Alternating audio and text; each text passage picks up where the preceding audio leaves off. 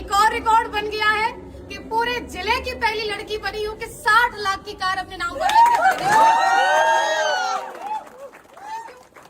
Audi लोगों के लिए एक नाम हो जाएगा कि हाँ भाई कोई लड़की कार ले आई होगी, लेकिन मेरे लिए सिर्फ ये कार नहीं है सिर्फ ये कार, क्योंकि सपने से भी ऊपर है ये जगह। जब गुरुजी पर्दा हटा रहे थे तो मैं अंदर से फील कर रही थी ये मेरी है। मैं कई बार अंदर से कह रही थी मेरी है। रात भर मैं सोई नहीं हूँ। ये बिल्कुल सत्य है, मैं बिल्कुल नहीं सोई। मैं सुबह 5 बजे का अलार्म लगाई थी, जल्दी जगना था। अलार्म तो मुझे जगाया ही नहीं है, आज मैं अलार्म को जगाई हूँ। पूछ रही हूँ आप कहाँ पहुँचे। सारी चीजें आज अच्छी हैं, बढ़िया हैं। क्यों है? सिर्फ उसके पीछे एक कारण है, हमारी असली पीएस वेलनेस जैसी महान संस्था और इसके संस्थापक की एक नेक नियत, एक अच्छी सोच। हमारे CUNMD महागुरुजी मिस्टर संजीव कुमार सर, मैं कहूंगी अरे होंगी बहुत सारी ऑर्गेनाइजेशन जो कि काम करती होंगी डायरेक्ट सेलिंग में, लेकिन पूरी डायरेक्ट सेलिंग के अंदर एक असली पीएस वेलनेस और पूरे डायरेक्ट सेलर्स के लिए महानायक बनके खड़े हमारे CUNMD mister Sanjeev Kumar sir के लिए एक बार जोरदार। शायद कुछ संकोच होता इस कार को लाने में, लेकिन कोई संकोच नहीं हुआ क्योंकि वो वुमेन वेलफेयर फंड का 5 लाख एक्स्ट्रा गुरुजी दे दिया। बहुत बड़ा सहयोग लगा, क्योंकि लोगों को लग रहा है कि 5 लाख रुपए अमाउंट क्या, लेकिन पूछिए उनसे जो 30,000 रुपए महीने की तनख्वाह लेते हैं, पूरा 30 दिन ड्यूटी करते हैं, तब जाके उनको 30,000 आता है। लगभग उनकी 1.5-2 साल की इनकम तो माँ गुरुजी ने एज ए वेलफेयर फंड मुझे दे दी। क्यों? क्योंकि तुम लड़की हो। फिर हमारे अंदर से भी जज्बा जुनून आया कि नहीं भैया, जब 14 लाख की चल सकती तो 60 लाख की भी चलेगी। अब माँ गुरुजी अगर 5 लाख एक्स्ट्रा दिए तो उसको सही ठिकाने पे लगाना पड़ेगा, क्योंकि अभी और कमाना है। सारा कुछ बढ़िया है, बहुत ही अच्छा है। मैं जो बोलना चाह रही थी शायद मैं वो बोल ही नहीं पा रही हूँ, क्योंकि खुशी का कोई ठिकाना नहीं है। बोलिए। आज माँ गुरुजी पहली बार ये कह रहे बोलिए, नहीं तो हर बार ये होता है कम बोलिए। अभी आपके बाद और भी खड़े हैं और उनको बोलने दीजिए। लेकिन ये अवसर भी असली पीएस वेलनेस में तब आता है, मागुरु जी एक बात बोलते हैं, मैं मागुरु जी की बात को रिपीट कर रही हूँ यहाँ पर, कि हम सभी किस्मत वाले तो हैं क्योंकि हम सबको सेम प्लेटफॉर्म मिल गया है।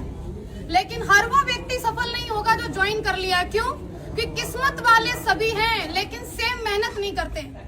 किस्मत से प्लेटफॉर्म मिल गया है, अगर हम मेहनत करते रहेंगे तो हम यहाँ तक जरूर आएंगे।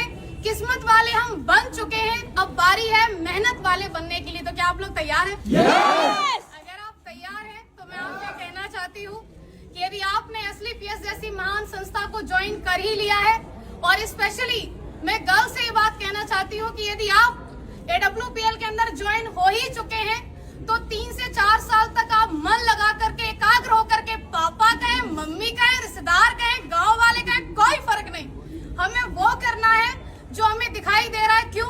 क्योंकि वो लोग अपनी जगह पे सही हैं। मेरे पापा ने कभी पढ़ाई के लिए नहीं रोका, मैं आपके सामने खड़ी हूँ। एक भाई एक बहन है, जिस स्कूल में मेरे भाई को पढ़ाया, आज मैं पहली बार ये बात बोल रही हूँ, जिस स्कूल में मेरे भाई पढ़े हैं, हम लोग प्राइवेट स्कूल में पढ़े, बल्कि पिताजी किसान है। पिताजी गुंजाइश नहीं थी कि हमें बस से भेजे, लेकिन एक साथ पढ़ाया। हमेशा मेरे पिताजी एक बात बोला करते थे बचपन में कि तुम दोनों मेरे लिए बराबर हो, मेरे लिए ज्योति सौरभ दोनों बराबर हैं। आप मुझे बताइए, बेटी हर कोई नहीं चाहता, उसका कारण भी बेटियां बनती है ना, कि वो शादी के बाद बोलती है अब तो मैं यहाँ आ गई हूँ, अब तो मेरा यही परिवार है, अब तो जो मैं कमाऊंगी वहां देंगी। कौन बाप चाहेगा मेरे घर में बेटी पैदा हो? क्योंकि एक तो इसको पढ़ा लिखा के बड़ा करो, कमाने लायक बनाओ, और उसके बाद तो ये तो चली और ये वहां जाके कमा के देगी, कौन चाहेगा?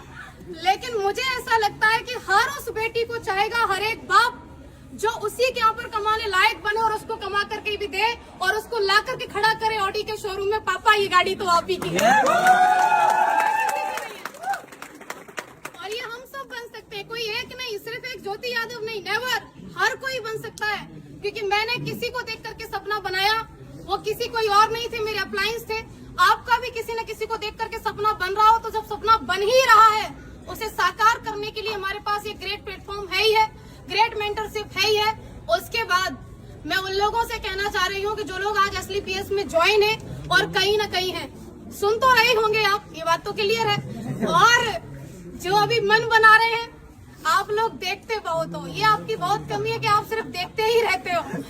अगर आप देख रहे हो तो मैं कहूंगी डिसीजन लीजिए, और अगर डिसीजन ले लिया है तो 3 से 4 साल तक मन लगा करके आप काम कीजिए। अगर आप 3 से 4 साल तक मन लगा के काम करती हैं, स्पेशली फॉर गर्ल्स, आपने ज्वाइन कर लिया है WPL को और आप 3 से 4 साल तक काम कर सकती हैं, तो आप भी शादी से पहले ऑडी लेके आ सकती हैं। Thank you.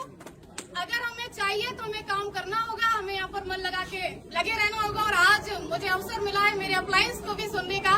मैंने बहुत बोल लिया तो शायद मैं सब कुछ नहीं कहने वाली थी, और मैं रियली थैंक्स करना चाहूंगी अगेन सभी मेंटर्स का, SLPS वेलनेस का, रिजल्ट ओरिएंटेड प्रोडक्ट का, क्योंकि अगर प्रोडक्ट इतने अच्छे नहीं होते तो मैं किसी को एक बार दे सकती थी लेकिन दोबारा कभी डिमांड नहीं होती, लेकिन प्रोडक्ट इतने यूनिक मैं दी एक को, लेकिन 10 से डिमांड आई रिजल्ट की वजह से आई। और सबसे बड़ा धन्यवाद आप सभी लोगों का, क्योंकि आम दिन को आप सभी ने खास बना दिया अपनी मौजूदगी दर्ज करवा करके। क्योंकि लखनऊ के अंदर लास्ट में एक बात छूट रही थी गुरुजी, कह दूं क्या? मुसीबतें रियली में बहुत आती हैं। जो लोग मुसीबतों का पल्लू पकड़ के बैठे रहते हैं वो घर ही रहते हैं। जो लोग औरतों के लिए बात बोलते हैं कि अगर ऐसे ही हो तो चूड़ियां पहन के बैठ जाओ, उनके लिए मैं ये बात कहना चाहती हूँ, चूड़ियां सिर्फ औरतों के हाथ में नहीं होती, कई सारे मर्द जिनके हाथ में दिखती नहीं है लेकिन होती है। चूड़ियां किस बात की? चूड़ियां उनके परिवार के बंधन की बताते हैं, चूड़ियां उनके नाम की बताते हैं। अरे मेरी रेपुटेशन का काम नहीं, चूड़ियां उनकी नौकरी की बताते हैं। ये सब चूड़ियां ही हैं और क्या? आपको एक 50,000 की इनकम से कोई व्यक्ति 100 करोड़ का बिजनेस प्लान दे रहा है और आप कह रहे नहीं हमारे पास तो परेशानी है, हमारे पास तो मरने का टाइम नहीं है, हर जगह मुसीबत है। ये गाड़ी आपको क्या लग रहा है ऐसे ही आ गई? नहीं, लड़के होके गाड़ी ले आए। कैसे?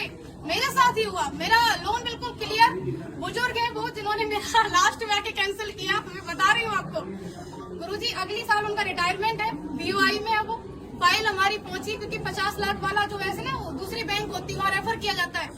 उनका पहला सवाल, आपके पास पहले से गाड़ी है? हमने बोला हाँ। आपकी किस बराबर चली? बोले हाँ। सिविल कितनी है? 806 तक की मेरी सिविल थी। बोले ठीक है, दूसरी गाड़ी क्यों ले रही हो? उन्होंने ऐसे करके पूछा, दूसरी गाड़ी क्यों ले रही हो? तो मैंने बोला जरूरत है।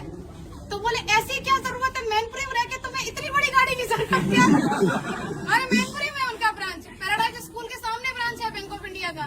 तो आप सोच के देखो क्या उनका सवाल था? नहीं, सवाल था उनकी नौकरी का। अगली साल रिटायरमेंट है, उनके बारे में जान करके पता चला कि उनके बेटे की शादी में क्रेटा मिली है। अब बेटे की शादी में क्रेटा मिली है और ये लड़की जा रही है, बोली मेरा लोन क्लियर कर दो, हमको 60 लाख की कार चाहिए। छाती पे सांप नहीं रहेंगे, कुछ भी हो जाए। वहाँ से मुसीबत खत्म हुई। एक बढ़िया व्यक्ति मिले, उन्होंने सिविल की वजह से 1 दिन के अंदर लोन किया। मैं कहूंगी बिल्कुल भी लोन किसी वजह से नहीं हुआ, 1 दिन के अंदर लोन हुआ, सिविल की वजह से हुआ। फिर सबसे बड़ी मुसीबत हमारा मैनपुरी का नंबर, हमने नंबर ले लिया मैनपुरी का और हमारी गाड़ी आ रही है वहाँ से, दिल्ली से, मोती नगर से। माँ गुरुजी सारा कुछ फाइनल, फिर गाड़ी अटक गई। हमने बोला ये आना नहीं चाहती है क्या? 50,000 रूपए पूरे एक्स्ट्रा क्यों लगे? सिर्फ इस बात पे कि हमें फिर वहाँ से नहीं, उन्होंने बोला मैनपुरी में डिलीवरी नहीं दे सकते, आप एटा तक ले लो। हम क्यों लेने एटा की गाड़ी, तो अपने मैनपुरी की लेने। मैनपुरी वाले तो मेन और मेन, आपको ऐसा लग रहा है कोई व्यक्ति सफल होके खड़ा है तो आसानी से खड़ा है, आपको समस्याएं आ रही उसको कोई नहीं आएंगी। भैया हर चीज में समस्या है, यहाँ तक कि पैसा होते हुए जब आप गाड़ी लेने को खड़े हो, आपकी मर्जी है, गाड़ी की मर्जी कि मैं आ रही हूँ, बीच वाला बोला क्यों ले रहे हो? तो तीसरे को भी दिक्कत हो सकती है। दिक्कतों के ऊपर कभी फोकस नहीं करना है, फोकस हमेशा लक्ष्य के ऊपर। मेरी बात सिर्फ इतनी है कि आज अगर मैं यहाँ खड़ी हूँ तो सिर्फ इसका एक कारण है कि मैंने हमेशा मेरे अप्लायंस की उपलब्धि को देखा कि आज वो किस पायदान पे पहुंच रहे हैं। मैंने नहीं देखा उन लोगों को जो लोग मेरे अपने थे लेकिन वो किसी न किसी ऐसी जगह पर थे जो उतनी बड़ी सोच नहीं रखते थे। मैंने सिर्फ उनको देखा जिनकी सोच बड़ी थी, जिनकी उपलब्धि बड़ी थी, क्योंकि मुझे वहीं तक जाना था जहां तक का मुझे वो रास्ता दिखा रहे थे।